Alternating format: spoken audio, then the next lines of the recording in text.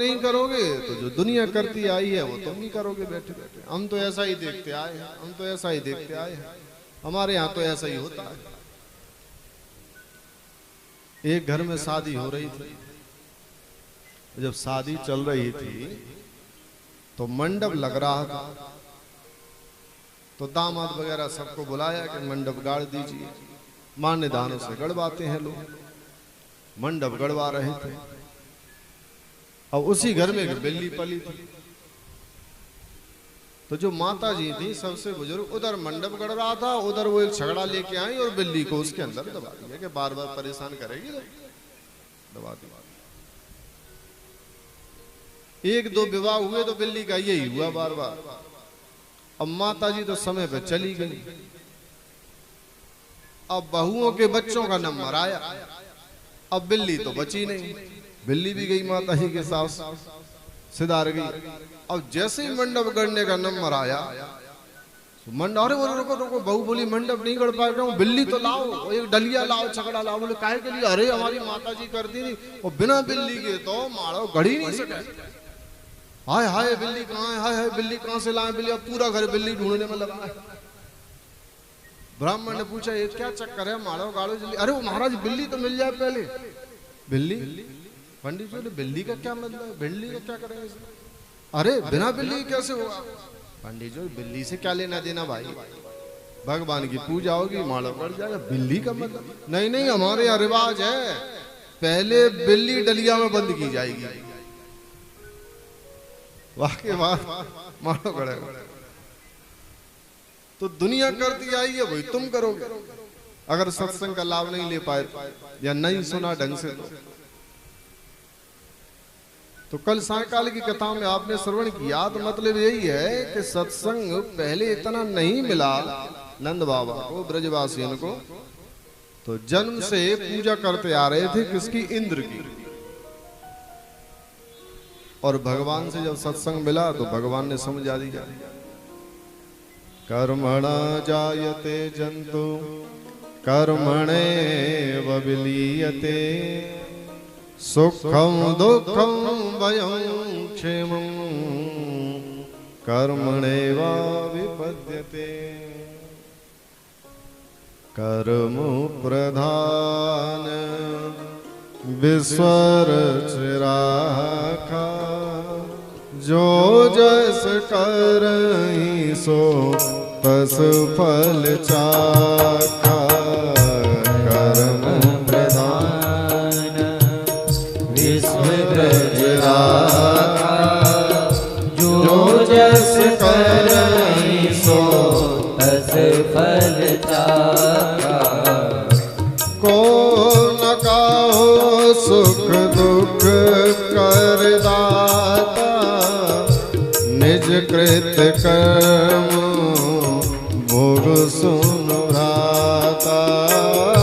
को न काहो सुख दुख कर दाता, निज कृत कर्म भोग सब भ्राता।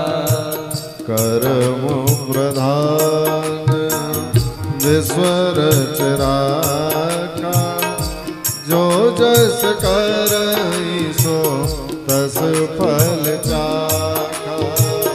कर्म प्रधान विश्वर चिराखा, जो जस करहि सो तस फल चाखा। जो जस करहि सो तस फल चाखा। जो जस करहि सो तस फल चाखा। भगवान ने समझा दिया। समस्या क्या, सत्संग नहीं मिला तो हर किसी को तो भगवान मानने लग गए थे ब्रजवासी। सबका भ्रम उस समय भगवान ने समाप्त किया। परजन्यो भगवान इंद्रो, नंद बाबा बोले भगवान इंद्र है ना, भगवान ने समझाया। फिर भगवान, अरे वो देवता है, और बाबा देवता एक दो नहीं है, देवता तो हमारे यहाँ 33 करोड़ है, लेकिन भगवान एक ही है। हर किसी के सामने भगवान नहीं लगा जा, लगाना भी नहीं चाहिए। भगवान ने समझाया तो इंद्र की पूजा बंद हुई।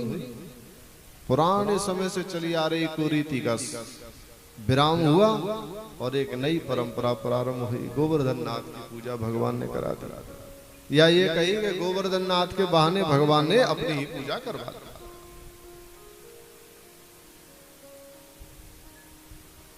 और इंद्र की पूजा हम सब लोग करते रहते हैं। भगवान यही चाहते हैं कि मेरी पूजा करो। कैसे? बोले मेरी पूजा करने से सारे देवताओं की पूजा हो जाती है। इंद्रियों की तो पूजा करते हैं हम लोग। रसना बोली, पकवान खाना है, सब पूजा में पूड़ी बनाई, खीर बनाई, डोसा बनाया, इडली बनी, न जाने क्या क्या नए नए आइटम पूजा के बना के तैयार किए। जिभ्या भी तो एक इंद्रिय है। आंखों ने कहा सुंदर दृश्य देखना है, सुंदर दिखना है, तो श्रृंगार शुरू हो गया। दर्पण ले आए, उसमें देख देख के सब कुछ ठीक कर। अपनी इंद्रियों की तृप्ति में इतने लगे रहते हैं उसके पूजा में कि मुख्य पूजा को छोड़ देते हैं और सोचते हैं कि इंद्रियों की पूजा करने से सुख मिलेगा, लेकिन सुख नहीं मिलता। कुछ दिन का आराम मिलता है, बाद में फिर समस्या ही होगी। तो कितना भी बाल रंग लो, 15 दिन बाद तो फिर वैसे के वैसे हो ही जाना।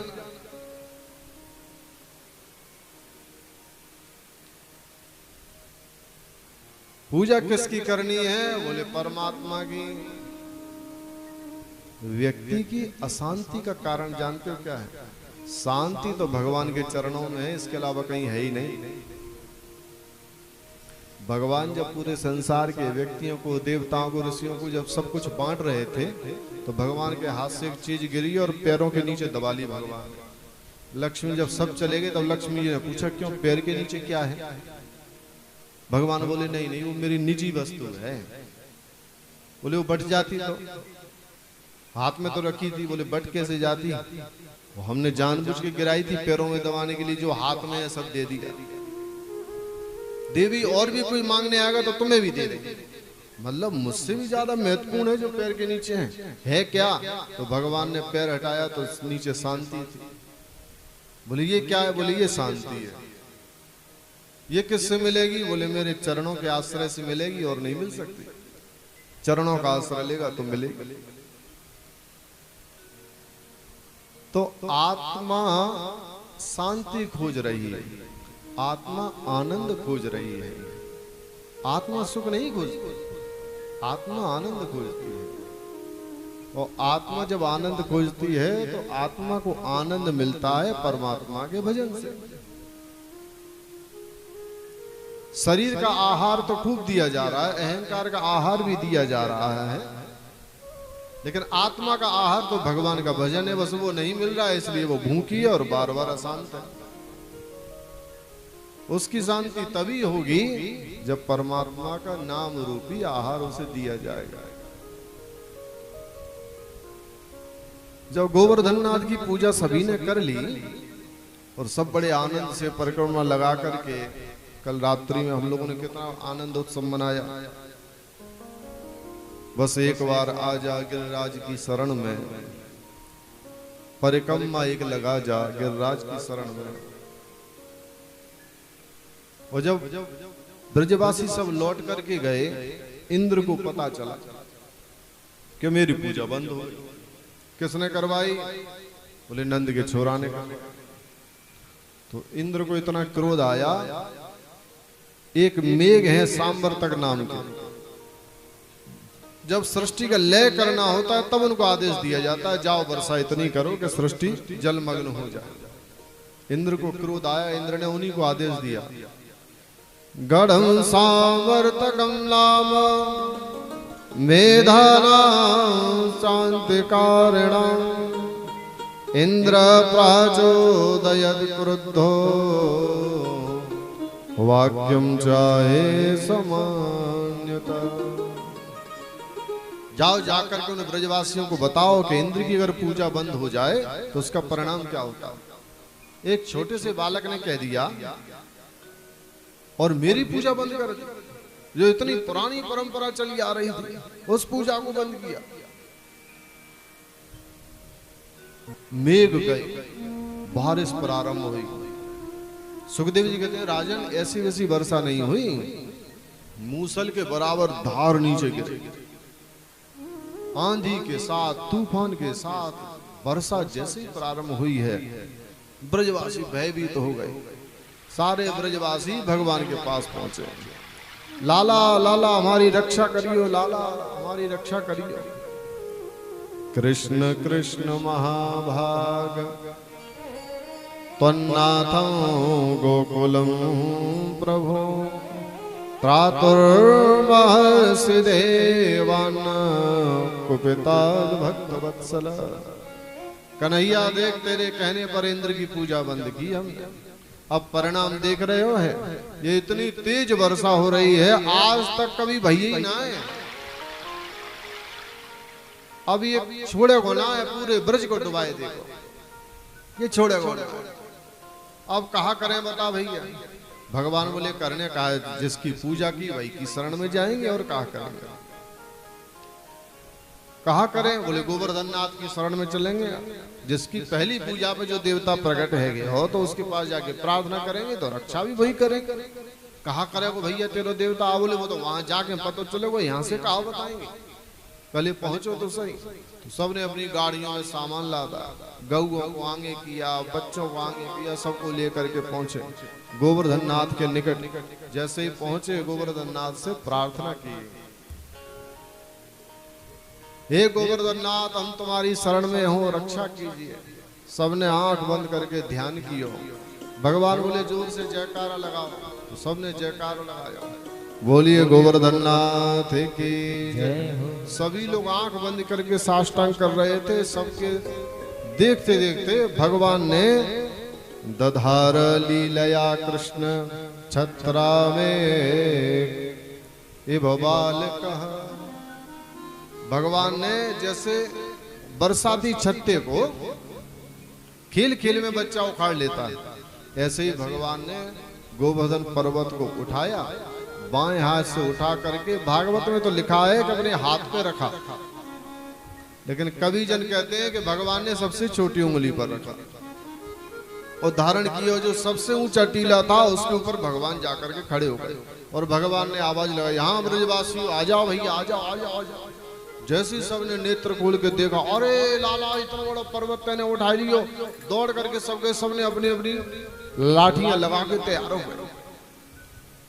लाला तेरो देवता ने तो कमाल कर दी, पहली पूजा करी तो हमें प्रसन्न है कि प्रकट है गए, अपने हाथ से भोजन करे याने, और दूसरी परेशानी आई तो याने तो कमाली कर दी, इतना हल्को है गयो कि तुमने उठा के रख लिया। सारे ब्रजवासियों ने गाड़ियां अंदर कर ली, बछड़े अंदर कर लिए, सारे ब्रज के सब लोग आ गए। अब भगवान हाथ पे गोवर्धन खुद धारण किए हुए हैं। मैया बोली अरे राम राम, देखो तो मेरा छोटा सा छोरा है, अभी है ही कितना बड़ो, बहुत छोटो है, या को हाथ दुखाएगा। सब लोगों ने लाठियां लगा, बड़े आनंद से रहे। अब मैया बोली लाला कछु खाए ले, नीचे उतर या। भगवान बोले ना मैया मैं नीचे ना उतर पा। ब्रजवासी बोले चौरे क्यों ना उतर पाए? अरे बोले या वजह से ना उतर पाऊंगा, ये गोवर्धन मैंने धारण कर रखी है और मैं नीचे उतरूंगा तो फिर तुम सब ऊपर, मैं नीचे जाऊंगा तुम ऊपर जाओ। ब्रजवासी बोले वाह, हम यूं ही लाठी लगाए खड़े हैं, पागल समझ रहे हो? हाँ तेरो देवता है, ये हमने मान ली कि तेरी बात थोड़ी सी प्रेम से ज्यादा सुन ले वे तो पे कृपा कर दे वे, लेकिन बाद में ये ना सोचो कि तुमने उठाए रखे हो। मैया बोली मैं तो इतनी देर से कह रही हूँ कछु खाए ले, थोड़ा सो आराम कर ले। ब्रजवासी बोले हाँ लाला तू तो आराम कर ले, हम डांटे चिंता मत कर। सबने और जोर से लाठियां लगा ली और पकड़े खड़े हो गए। भगवान बोले तो वास्तव में हटा ले। हाँ बोले हटा ले। भगवान बोले ध्यान रखियो, अरे क्या चिंता मत करे भाई, हम खड़े तो हैं, नीचे ना आ सके। अब भगवान को अहंकार पसंद नहीं है। भगवान ने कहा इनके अहंकार को दूर कर ही देते हैं। इनको ये अहंकार है कि माखन बहुत खावे, दूध बहुत पिए, ब्रजवासी तो मल्ल होवे, तो इनको ये अहंकार है कि सो भगवान ने हाथ नहीं हटाया, खाली थोड़ा सा हल्के से नीचा किया। जैसे ही किया नीचे को पर्वत आया, जैसे ही पर्वत आया जितनी लाठियां थी वो सब टूट गई। जैसे ही टूटी ब्रजवासी, ओ भैया भैया कहीं संभाल संभाल, लाला संभालिए जो तो नीचे आ रहे हो, नीचे आ रहे हो। भगवान ने फिर धारण कर लिया। भगवान बोले क्यों भैया, तुम तो सब कह रहे कि हमने धारण कर रखो, हमारी लाठी हमने कर रखो। अरे लाला पूछे मत, तेरो देवता तो पे ही रीझ है, हम समझ गए। सारे ब्रजवासी सामने। अब मैया को बड़ी चिंता। मैया बाबा से कहे कछु करो तो सही, देखो मेरे छोरा के हाथ दुखाए हों हैं, वहाँ को हाथ नीलो पड़ जाएगो, थक गया होगो, थोड़ा सा आराम कर ले। वो बाबा बोले कहा करूं मैं, कहा करूं, जब इतने सब मिलके कछु ना कर पाए तो मैं कहा कर सकूंगा। मैया बोली कछु तो करो। ये तो अब जा चमत्कारी गए, चमत्कारी भमत्कारी कछु ना है, ये तो गौ माता की कृपा है या वजह से, पर कछु तो कृपा करो, कछु बात करो। कौन सी बात करें? बोले गुरुजी से बात करो। गुरुजी से जाके महाराज लाला थक जाएगा और इतनी शक्ति कब तक रहेगी? चलो उठाई लिए होगो, मान लेते हैं कि उठाई लिए होगो, देवता ने कृपा करी, लेकिन देवता अगर असली रूप में थोड़ो भी अगर वजन बढ़ा दियो तो लाला को क्या होगा? तो कुछ ऐसा उपाय ना हो सके कि थोड़ी ताकत मिल जाए, आपको शक्ति मिल जाए? तो ये रखो रहे हाथ पर। तो गुरु जी बोले हाँ एक उपाय है। क्या? बोले शक्ति चाहिए तो शक्ति की पूजा कर ले, यही उपाय है। शक्ति कृपा करेगी तो हो सके तो देवी की पूजा करनी पड़ेगी। नंद बाबा बोले कैसी बातें कर रहे हो, अब मंदिर कैसे जाएंगे या बरसात में? अरे वाह, बरसात से बचवे के ताई तो यहाँ आए, अब तुम कह रहे हो शक्ति की पूजा कर लो, मंदिर कैसे जाएंगे? सुसांडे जी बोले कि नहीं नहीं मंदिर नहीं जा सकते, कोई बात नहीं, कन्याओं का पूजन कर लेते हैं ना। हाँ बोले ये हो सकता है, कन्याएं तो सारी ब्रज की यही हैं, कौन की कर ले? बोले ब्रसवान नंदनी तो है जहाँ, वहां की पूजा कर लो। और सांडली जी तो जानते हैं कि भगवान की आत्मा तो राधिका है, लेकिन कहें कैसे? तो घुमा पर आकर के बात कहा करें, कैसे पूजा करें गुरुदेव बताओ। तो गुरु जी जाके बताया जहाँ भगवान खड़े थे उसके सामने एक सिंहासन लगवाया, यहाँ सिंहासन लगाओ, सिंहासन लगा दिया, इसके ऊपर राधा को बैठा दिया। सो राधा जी को बैठा दिया। नंद बाबा से पूजा कर दो, देवी की कन्या के रूप में राधा जी की पूजा हो गई। अब राधा जी जो सामने बैठी है, भगवान की निगाह मिले, सो भगवान जो मुंह लटकाए भी थे तो वो मुस्कुराना शुरू हो गया। ब्रजवासी बोले वाह शक्ति, गुरु जी ने क्या उपाय बतायो, इधर शक्ति की पूजा भई है और छोरा में तो ताकत दुगनी है गई, ये तो आनंद आएगा। अब भगवान हाथ में गोवर्धन उठाए हैं और उठाए उठाए ही भगवान अपनी भुजा को देखने लग गए। जब भुजा को देख रहे हैं तो ब्रजवासी ने पूछे चौरे लाला जी बार बार हाथे का देख रहे हो? भगवान बोले ये देख रहे हो कि या भुजा में बड़ी ताकत आ गई है, इतनी ताकत है कि हमने पर्वत उठाए रखे। ब्रजवासी बोले वाह कोई ताकत मागत ना है, हमारा चोरी कर करके पूरा माखन खाएगे और पूरी ताकत अपने में घुसेड़ ली, हम वैसे ही रह गए बेचारे, हमारे माखन की ताकत है या वजह से तना उठाए रखो है, बाद में आगे भुजा में कोई ताकत थोड़ी ना है। अब इतने बरसन से हमारी चोरी कर करके खाए रहे हो दारी के है, हमारी माता ने जो बढ़िया से नौनी घी बना बना कर रखो पूरा खाए गए। अब हमें समझ में आई कि पहले तू काय का तो जो ऊपर गाढ़ो गाढ़ो हो तो भाई स्वयं खा ले, तो और पतलो बदलो हमें खवा, तो हमारी ताकत काम ना आई, वो हमारी माखन की वजह से है, बाद में की तुम कोई विशेष बात ना है।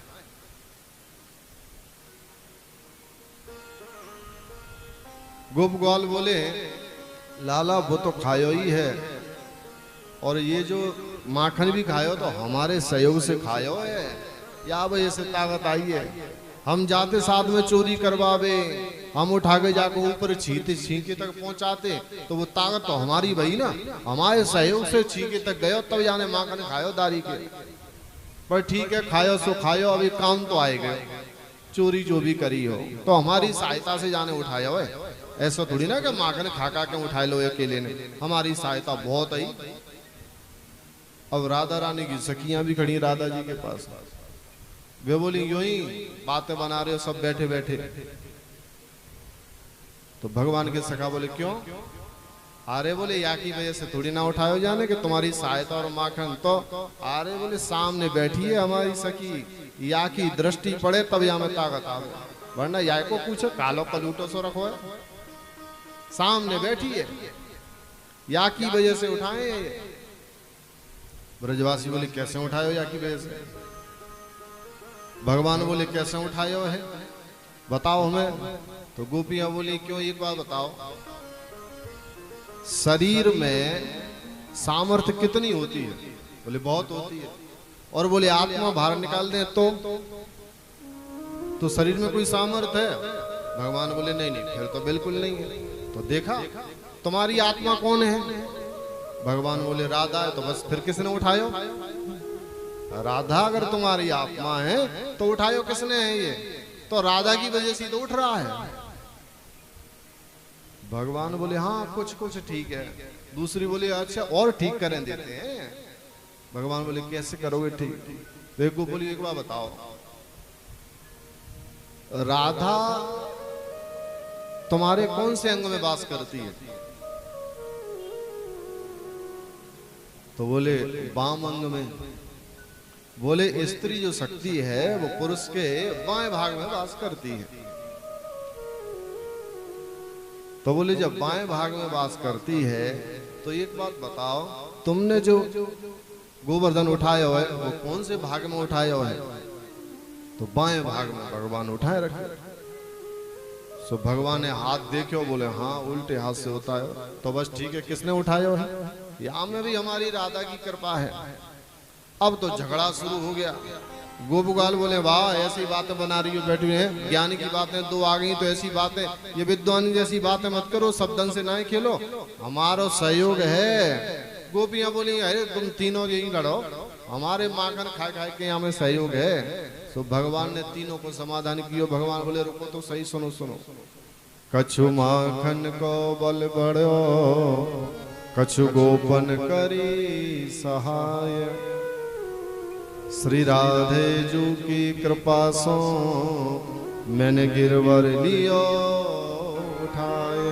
भगवान ने तीनों को संतुष्ट कर दिया, गोपियों को भी कर दिया, ग्वाल वालों को भी कर दिया और राधा जी की अनुयायी भक्तियों को भी कर दिया।